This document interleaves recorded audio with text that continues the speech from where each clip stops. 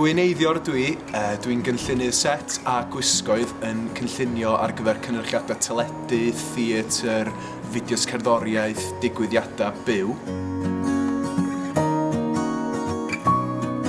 Yn gryno, yng ngwaith i fel cynllunydd ydy gweithio efo cyfarwyddwr neu gynhyrchydd i ddylunio set ar gyfer y cynhyrchiad. Felly fyswn ni yn trafod efo'r cyfarwyddwr yn gweld be mi o isio o ran y syniad a wedyn yn cynllunio popeth sy'n weledol yn y llwyfan neu'r stiwdio. Wel, yn amlwg, mae rhaid chi gael diddordeb yn y celfyddydau, boed hynny'n theatr neu yn ffilm neu cerddoriaeth neu unrhyw beth. Nes i benderfynu cynllunio achos fod fy nghryfderau i yn y maes celf. Y sgiliau eraill ydych chi angen ydy gallu dychmygu'r gofod o flaen llaw, gallu meddwl yn 3 dimensiwn yn hawdd, a hefyd gallu cyfleu y syniadau yna, eich dyluniad chi, i bobl eraill yn effeithiol y cyfarwyddwr neu pwy bynnag.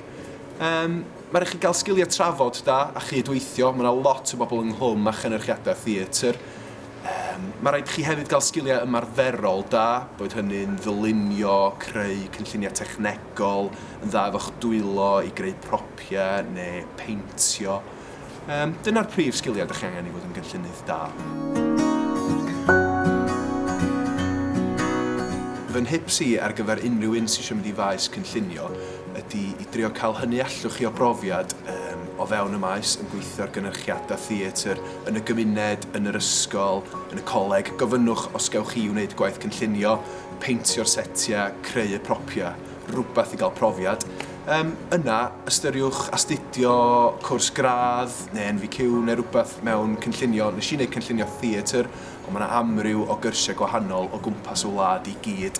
A falle'r tip ola ydy, byddwch yn berson neis, person mae pobl yn eich hoffi chi, gwnewch ffrindiau efo cyfarwyddwr a gobeithio wnawn nhw roi gwaith i chi.